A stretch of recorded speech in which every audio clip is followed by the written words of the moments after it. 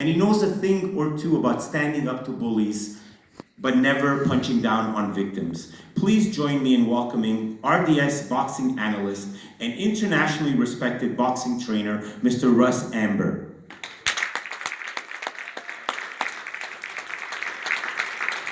Keep applauding, keep applauding.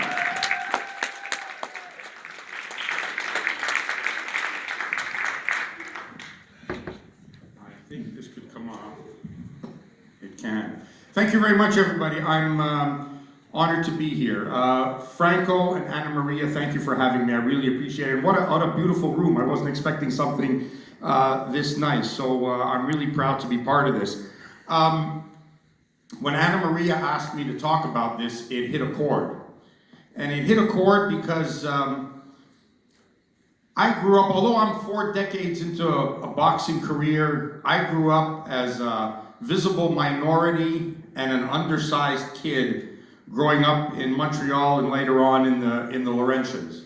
And I too suffered a form of bullying, and I think bullying presents itself in many different ways. Before coming out here tonight, I spoke with a friend of mine who's in the audience, and we talked about Floyd Patterson. And I don't know if any of you remember who Floyd Patterson was. Some of you might be, if you remember, then you're dating yourself, but that's okay. He was heavyweight champion of the world. He also held the dubious distinction of having been knocked down more often than any other heavyweight champion in boxing history. But as a result, he was also the heavyweight champion who got up more than anybody else. And he was another one who was almost abused and bullied in the boxing world. As a kid, I grew up, and like I said, I was undersized, and I fell in love with boxing when I was 15 years old. And while all the other kids in my class were bigger, boxing was something that was available to everybody, because if you played baseball or hockey or football or basketball, there was always a size factor. The bigger, stronger kids always excelled. In boxing, you were able to be in with anybody your own size. And that made it fair. But I was really small, and I was the smallest one in my class, and I asked a teacher of mine who came to the school that year. His name was Augie Santini, and I just had dinner with him on Sunday night. And I said, Mr. Santini, do you like boxing? And he said, yes, I do. I said, would you teach me to box? And he said, sure, I will. And he says, you stay after school and we'll meet in the gym and I'll teach you how to box. Now, this was in the school. This was a chemistry teacher just doing this out of the goodness of his own heart. And he taught me to box. And I felt so good that someone was paying attention to me and teaching me, and I was gaining confidence.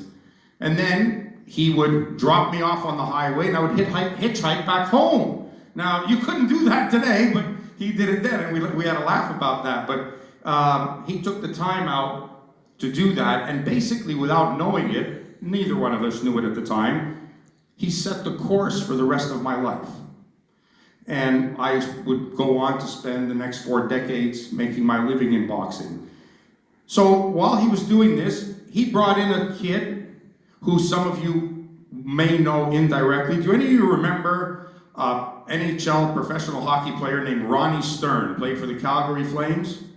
Ronnie Stern, strong guy. His brother was even tougher than he was. His name was Morris Stern. He was in my class. Morris Stern wasn't a bully, but he was like the uncrowned champion of the school. He was the general tough guy. And so when he found out that Mr. Santini was giving me boxing lessons, well, of course, he wanted in. So I did not, but he wanted in. And Mr. Santini said, okay, come on in. I said, you've got to be kidding. And you're going to spar. I said, are you crazy? I'm going to get murdered. He said, no. He says, you're going to do well. And he put us in there, we put the gloves on, and I was so scared. And I just did the only 2 things he taught me, which was to throw a jab and a right hand, a jab and a right hand. And all I did was do that, and my heart was pounding out of my skin. And the more I hit Morris, the more he would come at me. And the more he came at me, the more I hit him. I went from a boy to a man that day. And I was a small, tiny kid, and he was 30 pounds bigger than me. And That was just before I graduated, and that changed my life. Now, that said, we hear about bullies today, and I hate them. I worked with Sergio Martinez, former middleweight champion of the world, who had a program against bullying. We keep hearing about anti-bullying. We keep hearing about the victims that are bullied. We never see the bullies, though. I want to know, how come we never see these bullies? Why aren't the bullies ever outed? Now, I'm sure, as human nature has it, violence in human beings and bullying goes back to the beginning of time. I think it's inherent in the human beast.